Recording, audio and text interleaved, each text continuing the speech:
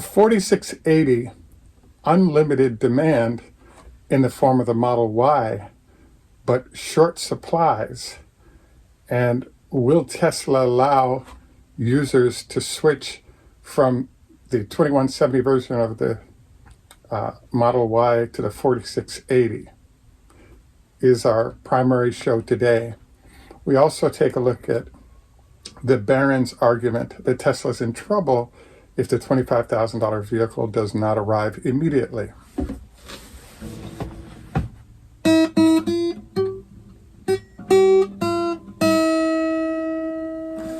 This is Greg for Teslafaninsight. Thanks once again for joining us. If this is your first time, welcome. If you're a repeat visitor, welcome back. We also want to thank our Patreon supporters. Your support is greatly appreciated, and we look forward to providing investment advice on daily shows that allow you to make better investment decisions, as well, especially with Tesla and the broader market. So, one of the things that's been happening over the last couple of weeks is we've had a number of inquiries from different people, and please note this is a copyrighted broadcast. Reuse without permission is prohibited. So the giant elephant in the room that Elon has not been covering for the last several weeks is, wait a second, what's going to happen with the Model Y, and how can I get a 4680 instead of the 2170? And the answer to that is kind of what we're covering today in terms of process. So the nearest precedent that we can identify to what's going on with the 4680 Model Y right now is what happened as Elon made the transition from use of Mobileye over to a proprietary vision system. As you may recall from 3 years ago, there were a lot of angry customers because they ended up purchasing the old Mobileye version of the vehicle in brand new vehicles. So there are threats of lawsuits, there are all kinds of issues that popped up. But interestingly, it turns out that those got the Mobileye version of the Model Y had somewhat of an advantage because the Mobileye system was actually fairly well developed, and it's taken a few years for Tesla and company to catch up and eclipse the Mobileye solution. We also want to remind you the reason Mobileye bailed was that Elon wanted to move to an autopilot level, and the folks at Mobileye weren't comfortable with allowing representation about their technology to include some of the things that Elon wanted to in terms of autonomous driving, etc. So this is why they decided to exit stage left.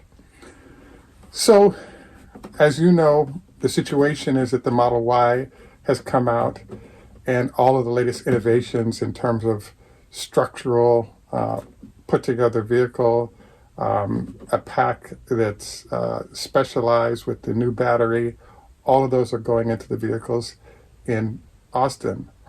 I was actually surprised to learn that it's highly likely that currently the new X's are, as well as S's at the high end are getting these treatments in Fremont.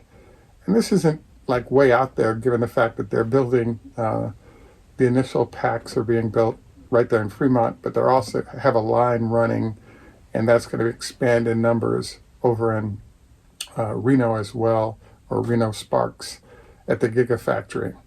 So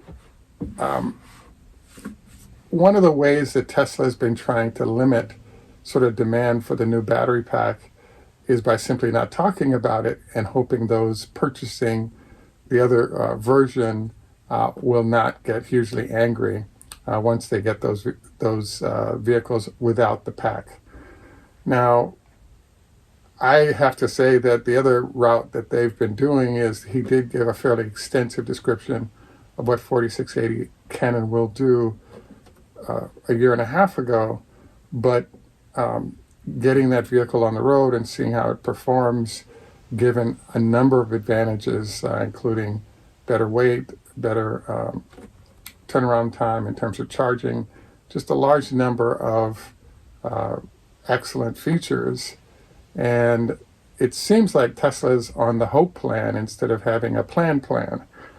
I have to say that from everything I've heard about customer demand, there are a large number of people that have been in line for their Model Ys, and they really want to get the new vehicle, but do not know how. Now, if you're a Patreon supporter, please drop me a note. I have a few ideas for you. At this point, I'm just going to stick with what corporate might be. The answer that's being provided is that once those are ready, you'll start seeing an A on your form rather than an F in terms of Fremont where the production was done. So, that's the general answer that we're getting. I have to say that for such a brilliant guy and knowing what he wants to do, I'm very surprised that Elon's doing this, because I really, really, really think that the new battery pack demands a different price point than the old battery, because we know that there are a lot of features that have not been revealed yet that makes it a better value. So in my mind, then, we're having a de facto price increase simply because people are thinking about or canceling orders in order that they can come back in line and get the newer pack in the Model Y. So I guess there's a very small chance that, just like in the case of the transition from Mobileye to the new Tesla vision system, it might be in your best interest to not be the guinea pig there, i.e. that first 10, 20, 30, 50, 100,000 vehicles allows them to ramp that. And I would say there are probably some defects that show up in that first group of vehicles that are probably not in your best interest to own.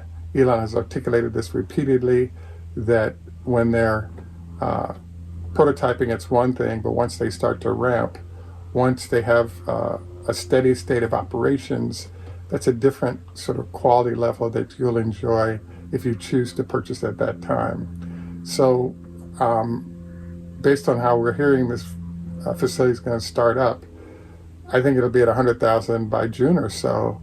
So if you end up in a fall or beginning of next year zone, or can afford to wait that long, it might be in your best interest, because you're not only going to get, I think, a better vehicle, but you're also going to get a vehicle that's been heavily tested by preceding owners. So it could be in your best interest to not be first person in line on this vehicle. The next thing that I wanted to point out is what we've been told is exactly what you're seeing right now. Elon Company is going to be doing caveat emptor, hope that people don't all realize where we're at, because the company is in a tough box right now. They have to produce and sell as many vehicles as possible to meet the numbers so that the stock runs solidly, but they're in a process of a product transition, which means you're going to have some really happy folks that get the new vehicle and unhappy ones that didn't get it. And kind of, what do you do with that? So what we're being told is, right now, if you currently have a Model Y reservation and that reference letter is F, your vehicle is coming from Fremont, and there is a chance it could be the 4680 battery in there, but the higher likelihood is that the Fremont vehicle will in fact be the 2170 version of the Model Y. And to which I say, great vehicle, great performance in a lot of different ways, but unfortunately it's not the 4680. So, it's going to be interesting to see how pricing affects things going out into the marketplace. But yeah, this is the answer we're getting currently. The only other thing that I can think of they could possibly think about doing is maybe allowing people to swap out the battery packs when volume is available. Hard to see that one happening, given that the new battery pack is structural, the old one is not. So I just think that we're in, for those of you who don't get the new battery and you're just buying right now, not a good deal, I agree, but you've still got a great car that you're receiving that's retaining high market value given both the demand and shortage of supply. Now, speaking of supply issues, something popped up yesterday, which is our friends at the Wall Street Journal, Barrons, came out with an analyst that indicated that if Tesla implements what they described, i.e., Elon described the fact that they were not going to be delivering on the $25,000 vehicle currently. And it was suggested that this could actually harm Tesla. Well, I suppose that's a possibility, but the challenge right now that's going on is that the constraint for everybody is the biggest constraint is chips, and then secondary constraint is access to battery packs. So the reality is that the profit margin on a $25,000 vehicle might be decent, but on a percentage basis and the amount of money involved, a $50,000 vehicle is clearly a better solution for Tesla if they have limited chips to put into those vehicles. Now, I'm sticking with our analysis of the situation with this vehicle because I really think of Elon as a fairly frugal CEO. So illustrations to this are the fact that look at the price range on the Model S and the Model 3. You have the Model S in particular where you have, or not anymore, but because they've reduced and Model 3 picked up a lot of that slack. But in essence, they had $50,000 Model S's all the way up to $150,000 Model S. And this allowed Tesla to, in essence, change up the inside and battery, but keep the shell, et cetera, the same, which is a huge cost savings. But as we both know, this is there's a whole bunch of long-toothness happening where the external body of the vehicle is getting a little bit old, but Elon wants to drag as much life out of it as he can. That way he can concentrate resources on newer vehicles that are coming out, be it the Semi in this case, as well as Model 3 in the different forms that they're currently doing. So, as I said, in the case of the journal/Barrons, they were indicating that this might harm Tesla. And I suppose that's possible, but if you've sold out of everything you're making and you've got a backlog a year long for those vehicles, I think the company's doing everything it can to deliver numbers that will meet or exceed expectations on what their revenue line, profit line are, etc. And these brand new factories, I think, will facilitate definitely the manufacturing space, but eventually the battery and the chips necessary to have enough volume out there that you can start thinking about other markets once you've filled up the space that you decided to do so. So again, to the Barron's Wall Street Journal, I want to thank you once again for the negative press on Tesla you constantly head for, and that you're sort of taking that rollover from what we typically would see only from the folks at CNBC and the Wall Street Journal. So hats off to Tesla and company and Elon for getting us to this point. I really feel bad for the folks who are getting the older version versus the newer. I agree with you. It's not as good a vehicle. And from everything we've heard and sort of seen, the 4680 is going to be huge. So I think if it's only an extra 6 months for you, why not just ask to be put in the back of the line for the vehicle out of Austin rather than the front of the line or front of the line for the 2170, because I think you're going to experience a lot of innovations that are trapped within the vehicle that are not being described currently, and therefore I think it sets up for it to be a pretty awesome upgrade that truly makes a difference in a lot of important ways for users. We've sort of avoided talking about this because we'd love to see them meet their numbers, but if a lot of people make that decision, they could run into some challenges getting the number of revenue and profit sales that they'd like to have this quarter / heading into the year. So, any rate, best of luck in your process here. Please let us know how this process is going. If any of you have the A letter on your order sheet for that Model Y, it'd be fun to hear about A, that you've gotten it, and B, what the target is for when this is supposed to get to you. So, at any rate, We want to remind you we do have SpaceX shares if there's interest. We also wanted to note that, again, this is a copyrighted broadcast. Next, we usually do our health tips. So we get a chance to meet a whole bunch of different folks. And today, there's someone I've asked to come on the show we couldn't get today, who's a hypnotist.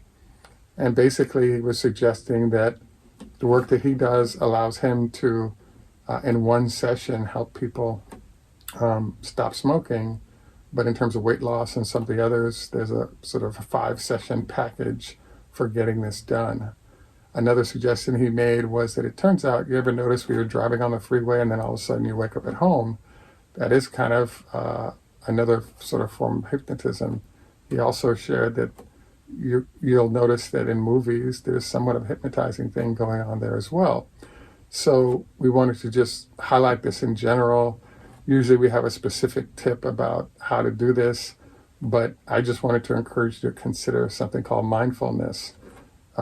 Just allow your eyes to close and breathe in through your mouth, out in through your nose, out through the mouth, and repeat that and allow yourself to go into a calm mode with deep breaths for 10 minutes daily, particularly in the morning before you get into your day, as a suggestion of sort of increasing health and wellness from the mental space, if you will.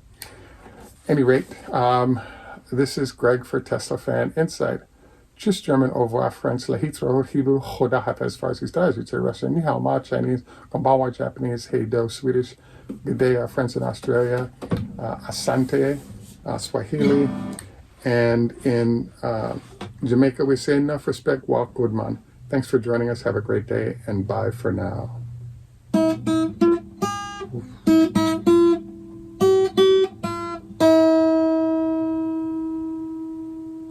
Beethoven.